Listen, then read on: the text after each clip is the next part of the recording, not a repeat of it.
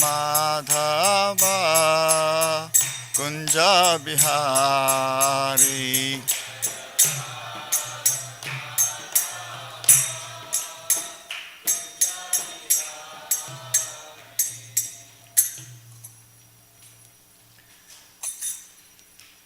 ओम नमो भगवते वासुदेवाय।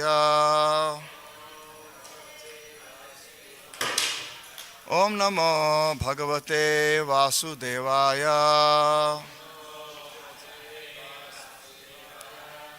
ओम नमो भगवते वासुदेवाय।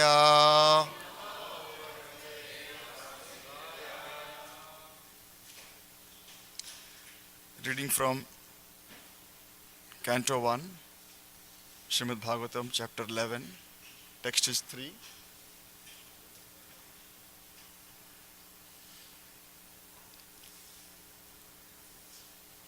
Tam upashrutya ninadam jagad bhaya bhayavaham pratyudyaya praja sarva bhartra darshana lalasa. Tam upashrutya ninadam jagad bhaya bhayavaham pratyudyayo praja sarva bhartra darshana lalasa.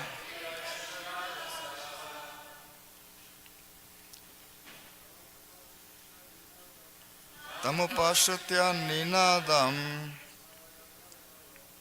jagad bhaya bhayavaham pratyudayo praja sarva bhartra darshana lalasa. Tam upashrutya ninadam jagad bhaya bhayavaham pratyudayo praja sarva bhartra darshana lalasa. Tam upashrutya ninadam jagad bhaya bhayavaham pratyudyayo praja sarva bhartra darshana lalasa. Tam upashrutya ninadam jagad bhaya bhayavaham pratyudyayo praja sarva bhartra darshana lalasa. Tam upashrutya ninadam jagad bhaya bhayavaham pratyudyayo praja sarva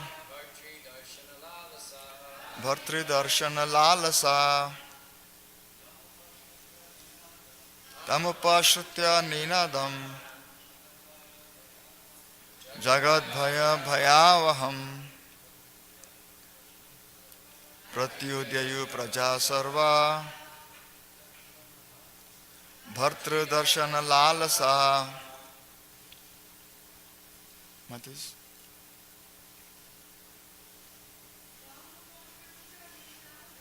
Tam upashrutya ninadam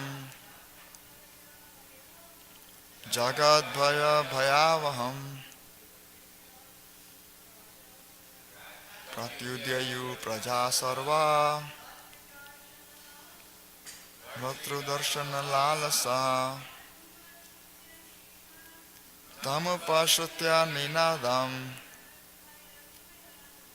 jagad bhaya bhayavaham pratyudyayo praja sarva bhartra darshana lalasa. Tam upashrutya ninadam jagad bhaya bhayavaham प्रत्युदयु प्रजा सर्वा भर्तृदर्शन लालसा तमुपाश्रित्य निनादम् जगद्भय भयावहम् प्रत्युदयु प्रजा सर्वा भर्तृदर्शन लालसा तमुपाश्रित्य निनादम् जगद्भय भयावहम् प्रत्युदयु प्रजा सर्वा भर्तृदर्शन लालसा tam that upashritya having overheard ninadam sound jagat bhaya the fear of material existence bhaya avaham the threatening principle prati towards udyayu rapidly proceeded praja the citizens sarva all bhartru the protector darshana audience lalasa having so desired. Translation and purport by Srila Prabhupada. The citizens of Dwarka, having heard that sound which threatens fear personified in the material world, began to run towards him fast, just to have a long desired audience with the Lord, who is the protector of all devotees. As already explained, the citizens of Dwarka, who lived at the time of Lord Krishna's presence there, were all liberated souls who descended there along with the Lord as entourage.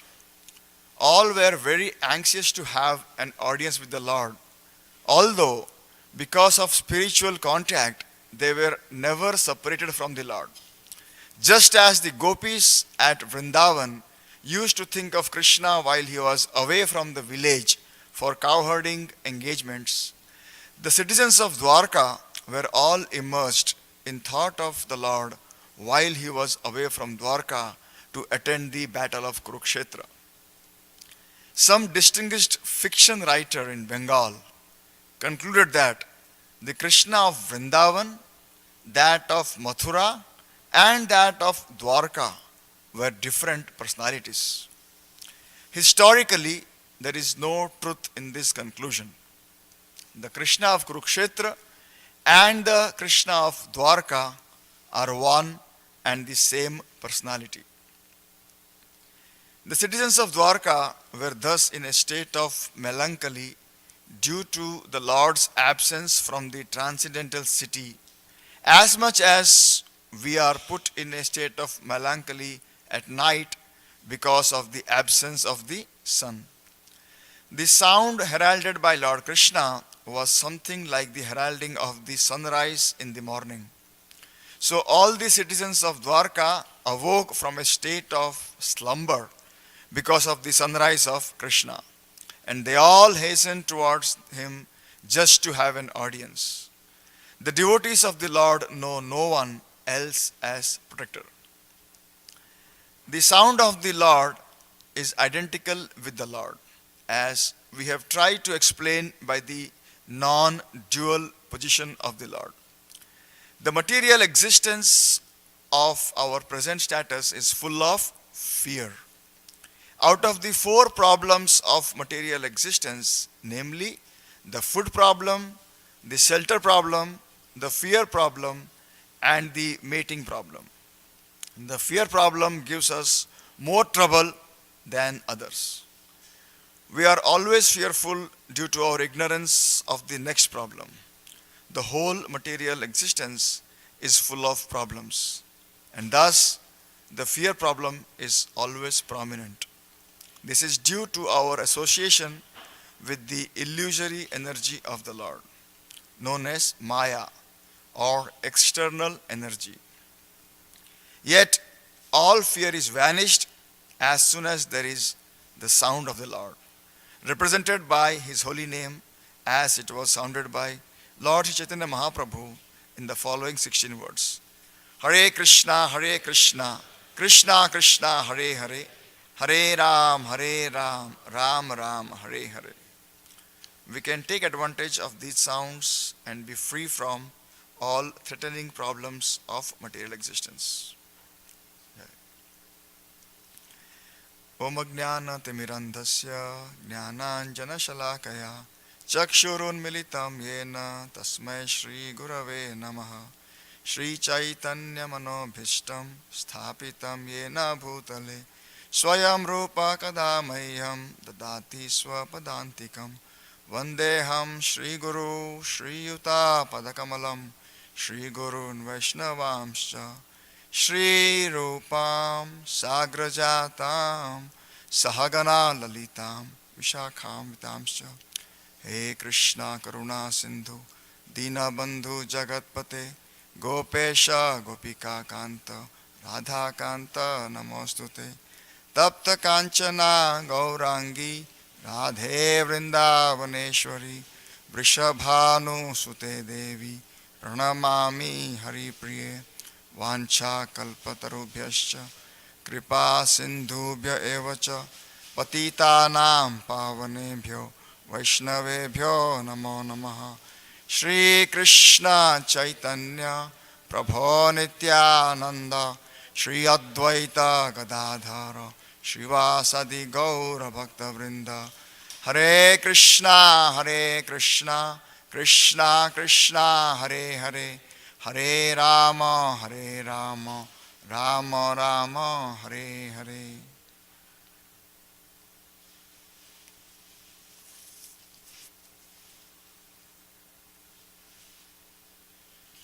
Hare Krishna.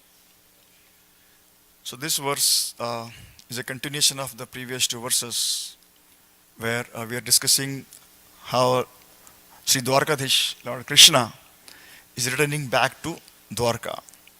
And hence, these verses explain that this whole chapter actually is Lord Krishna's entrance into Dwarka. So we'll hear more. In this specific verse, Srila Prabhupada, of course, there are so many points in the purport. The first point is about some scholars in India. Actually it happens, we've seen some commentators. They say, okay, we like the Krishna in Mathura or in Vrindavan, or maybe like the Krishna in who told Bhagavad Gita, but we don't like the Krishna who played Rasa Leela. So they start understanding Krishna using their own intelligence, and hence they start distinguishing between that Krishna is a different person who is doing multiple things. However, with the help of Srila Prabhupada's guidance, knowledge given here, we understand it is the same Lord, just we have multiple manifestations of His personality, and hence we accept all. We understand Krishna's childhood pastimes, as well as His Rasa Leela, as well as the Bhagavad Gita that He spoke. So everything is consistent. For a devotee, there is no incongruency. Things are all consistent. Further, the next point in the purport, the key deliberation is on the principle of fear. So we'll discuss briefly about this principle of fear. In the Mahabharata, there is a verse which Prabhupada quotes here in English. Ahara nidra bhaya maithunam cha samanyam etad pashubhir naranam. So these four principles, ahara nidra bhaya and maithun, and the prominent one is bhaya. Bhaya means, in the Sanskrit word bhaya in English means fear.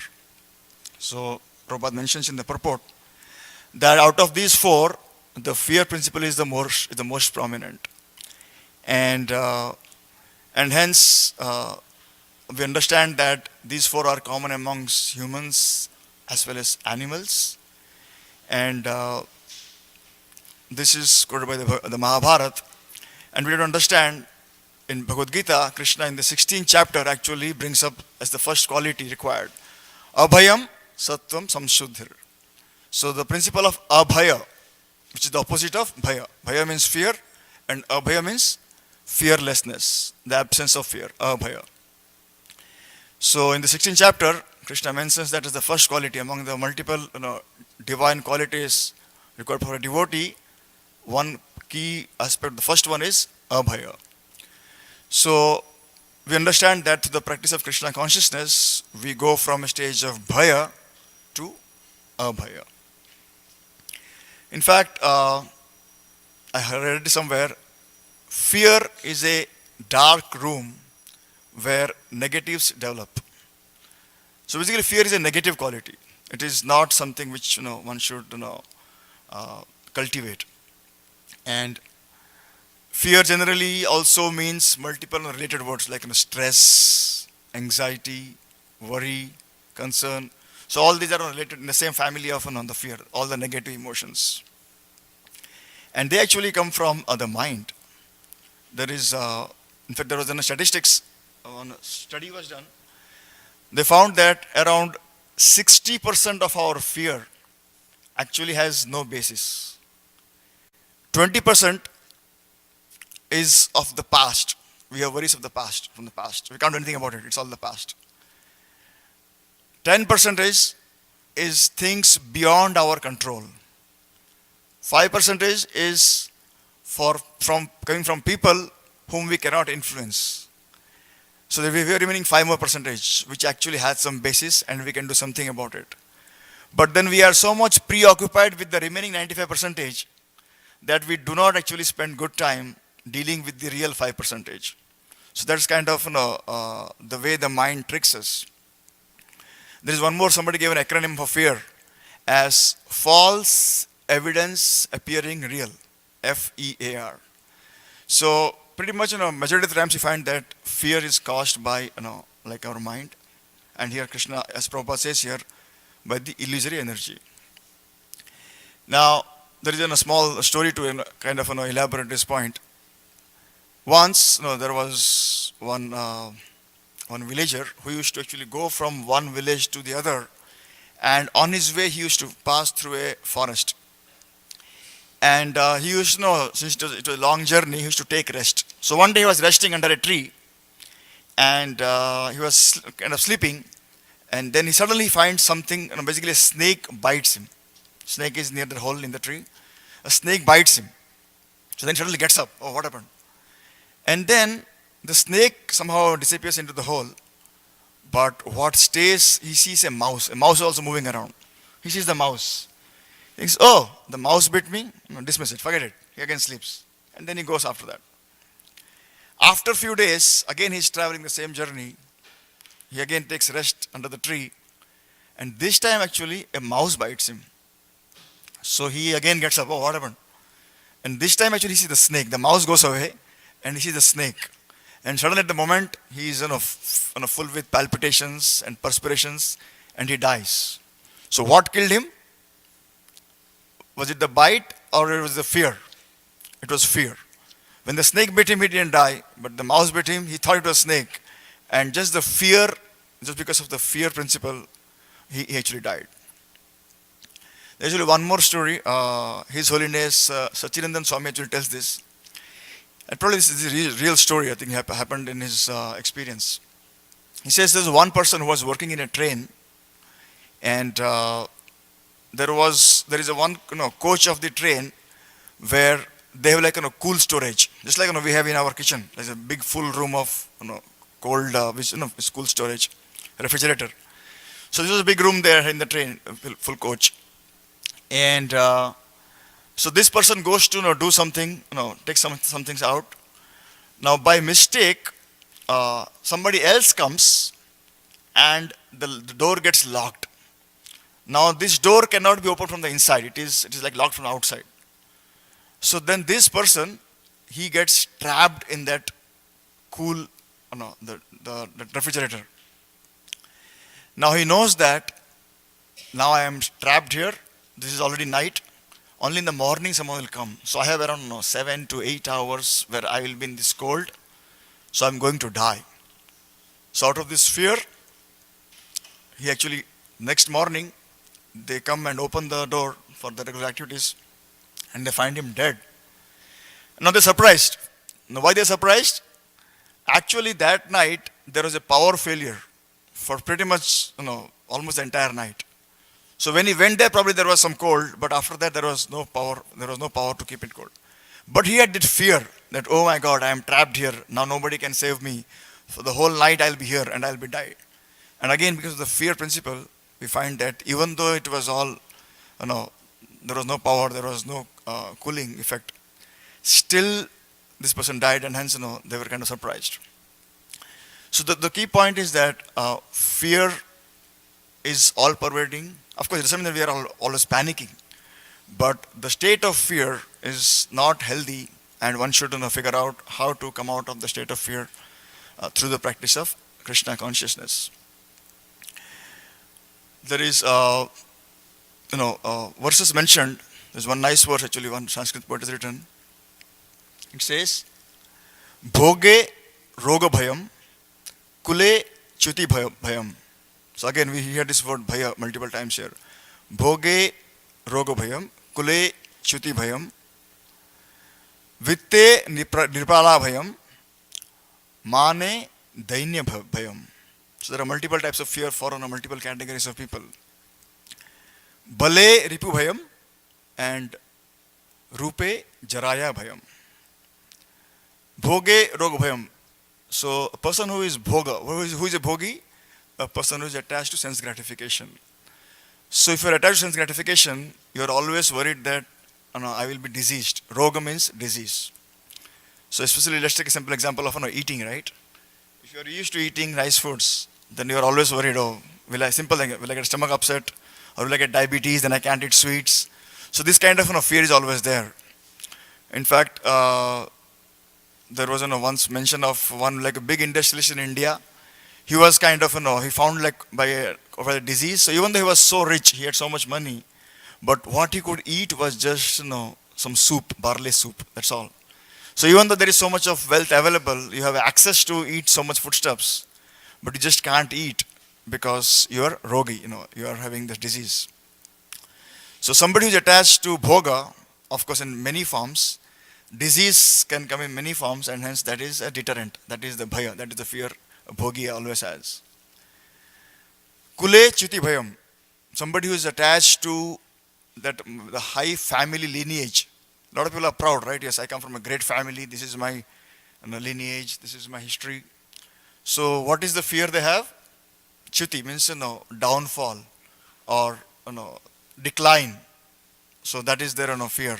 Though if they do something else, especially again in India, if you are married, if you are in a certain family, you have to marry in the same caste or the same community. Otherwise, it's considered like a big downfall. So any activities somebody does, which is against the family, it is considered like a big deal. It's a huge deal. Vitte nirpala bhayam.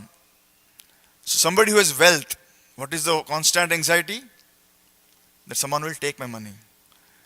In fact, there are so many stories of people hiding their money under the ground, under a mattress, and so many things.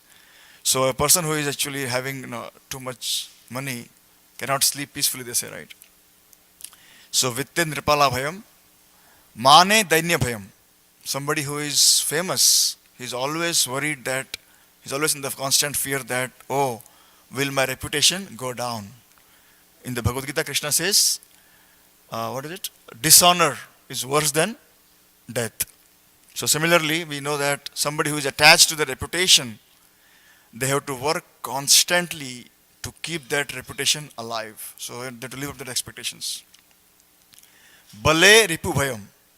Somebody who is famous for his strength, or somebody who is attached to his strength, they are worried that, oh, will I get an enemy, an opponent who will dethrone me from my place? We have these defending champions. So you are a champion, let's say for wrestling, and then you have to defend your title. Otherwise somebody else will come and take you down. So bale ripu bhayam and rupe jaraya bhayam.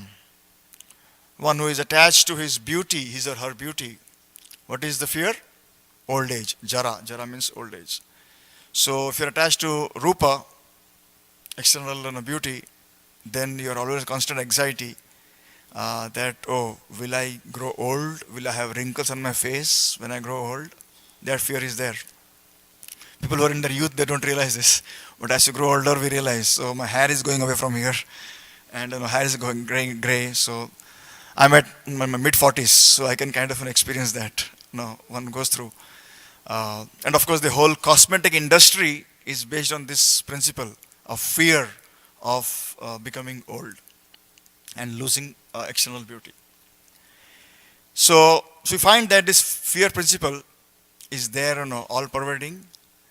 And now somebody may ask, when does this fear start? Actually, it starts from the moment we are born. Even when we are babies, we find the baby is crying, right? A baby cries half the time for fear. Of course, there's food and other reasons. But if the baby sees an unfamiliar face, or there is a sound which is unpleasant, baby starts crying. So the principle of fear is there right from birth. And as you grow, the fear actually grows. The form may vary, but the fear principle is always there even as you grow up. In fact, in our neighborhood, we do Bhagavad Gita classes, and there are around 10 families who come regularly, and almost there are a dozen children, around 10 to 12 children are there. So one day I was asking, as part of the class, who knows what is stress? And surprisingly, the first hands went who are the kids going to third grade, around 8 or 9 years old. They all raise their hands. Yes, stress. So we are all laughing at that. So what is the stress you have? The stress we have is, one is of exams, homework, tests, and of mean friends. So even at that age, they find that friends are mean and there's a lot of homework to do. So stress is built into the system. And as you grow up, there are different stresses. Or will I lose my job? Will I get a better job? Or will I be able to pay my bills, my mortgage, or rent, whatever the situation is? So this fear principle continues in life, and ultimately the fear of death. So we understand the fear principle. As we grow up in this world, as we spend time in this world, we know how it works. What is the root cause of this fear? As Prabhupada mentioned here, and on the Bhagavatam in the 11th canto, there's a nice, small, basically 2 words given. Bhayam dvitiyabhi niveshataha. That the principle of fear, this is Navayogendra speaking to Maharaj Nimi, that bhayam dvitiyabhi niveshataha. Bhaya comes because of our identification with the material body. Dvitiyabhi niveshataha. So nivesh means investment, or we identify ourselves with this temporary body, and that is the primary reason for being fearful. And also there's a second part of the verse says that we go away from the Lord and look at this body as on its own, and hence this misidentification is the root cause of fear. It is explained that as one practices Krishna consciousness, one becomes more and more free of this fear principle. In fact, this world knows that everyone wants to identify with the body, and hence they use this principle to actually exploit people. There was actually one incident here. There was a building, and building had 10 floors, so they had an elevator. So residents used to complain, the people who used to live there used to complain that your elevator is too slow. By the time we go from first floor to the 10th floor, it is too slow. Please, change the elevator. Now the management didn't have enough funds to replace the elevator. So what they did, they used this principle. They actually installed mirrors in the elevator instead of replacing the mirrors. So every time one goes to the elevator, they look at themselves. Oh yeah, comb my hair, put lipstick on, do something.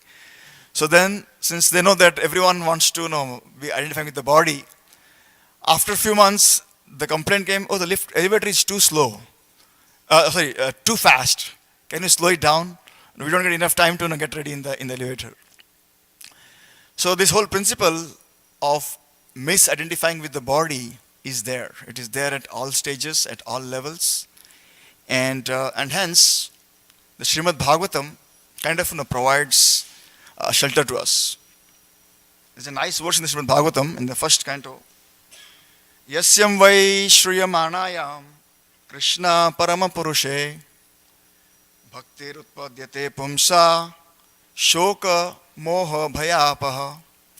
That by giving oral reception, shriya manayam, to whom?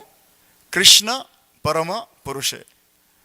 So with full attention, if we hear and chant the glories of Lord Krishna, who is the Parama Purusha, he is the Supreme Personality of Godhead, what is the outcome? Bhaktir utpadyate. So we have bhakti in our heart, and what is the result of that? Shoka moha bhayapaha. Shoka is lamentation of the past, so we get over that. Moha is illusion of the present, we get over that. Bhaya is anxiety or fear of the future, we get over that.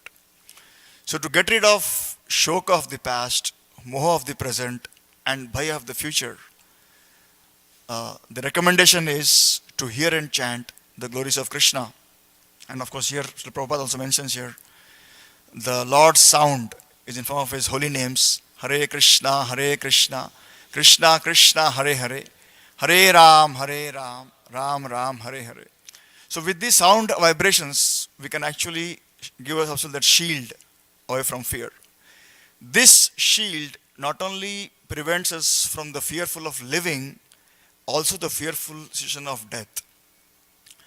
His Holiness Bhakti Tirtha Maharaj, how many of you know him, heard of him? So he was in the East Coast. I don't know how, I never met him in this side. I don't know how many times he came here, but when I was in the East Coast, we used to see him. So when he passed away, he actually had, he was with cancer. So there is extreme pain in that situation, with the disease towards the end of your life. He used to get up, towards the last his days, he used to get up every day and he used to see, oh, one more day. There's one more day I have to spend in this world away from my beloved Lord. I am so excited to actually go and meet him. So that was actually his state of mind. He actually exhibited very, very clearly. It was very vivid in his dealings and his expressions of his statement. I'll give a small story to like a small not story, like an anecdote to illustrate this point. That again, this is from the Vedic culture. When a girl gets married, so generally the girl does not know the boy in advance. So that type of marriage is called like an arranged marriage. So a girl is getting married, she doesn't know which family she is going into. So when she leaves home, she cries. Okay, if you probably have sisters or daughters or friends who have got married, you must have probably seen that. They cry, or they're supposed to cry if they don't cry. And this cry is because of two reasons. One is they're leaving their current family, right? They're going away from the current family. So there is fear of, or there is the emotion of loss, that yes, I will not see my father, my mother, my brother, my siblings again. Not soon. No, I'll be going away. And the second fear is that I am going to an uncertain place, an unknown place where I don't know what to expect.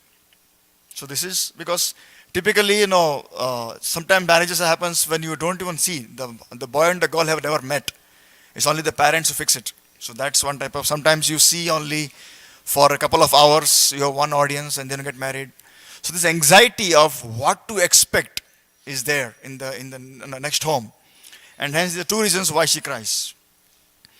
Contrast it with the modern, let's say, love marriage, where you already have a courtship with your, with the fiance or the person. Then the first fear is there, that a fear of losing. But the second fear is minimized, because you know what to expect. She knows, oh, I'm familiar. I'm familiar with the boy. I'm familiar with the family. It's not a difficult job. It's easy. It's manageable. Similarly, as practicing devotees of Krishna consciousness, we are familiar. We have some familiarity with what we are getting into at the time of after death. So we may have some attachment, and hence there may be some fear, but there is no anxiety of our future.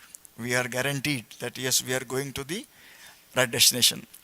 So this is one way to minimize our fear, that we know exactly what we are getting into. Srila Prabhupada and Krishna's shelter is always there to take care of us. There was a Russian devotee who actually passed away at a young age. He was 35. This was in Russia. So this was came in one of our articles. So actually, when he passed away, he actually on his last moments, he looked at the devotees and actually he should like thumbs up. He should have thumbs up. He said, "Yes, this is all real. Prabhupada is telling the truth." So, and then actually, in some time he passed away. So basically, kind of, we don't know what he saw, but he confirmed at the time of his death that you are in good hands. Continue the practice of Krishna consciousness. Your future is, guaranteed. There is one more devotee who has passed away. He passed on in Vrindavan. He was an Italian devotee. So again, towards his last moments, he was lying down and suddenly he's seeing something, and he shouts or he yells. He says, "Miraculo, miraculo." So miraculo, I think in Italian means miracle, miracle. Yes, I'm seeing a miracle. We don't know exactly what he saw, but it's something good, something nice. So that was his last words when he passed away, that miraculo. So this is the miracle of Krishna consciousness. We have in the shelter of Krishna, that even though we are in this existence where the people of this world, they also go through fear like us, or like everybody else, and we have similar experiences as long as we're dealing with this world. So how do others deal with this? We have shelter of Krishna consciousness. What do others have? Others, again, I'm telling from my experience. Of course, we all have experiences. I was in a project, and sometimes in my work, I work on long projects, like 2-year projects. So where we have multiple milestones, we have deadlines to meet, and if we always slip, we fail, and then there is a fear of losing our job or losing the bonus that we're supposed to get. So that type of fear is there.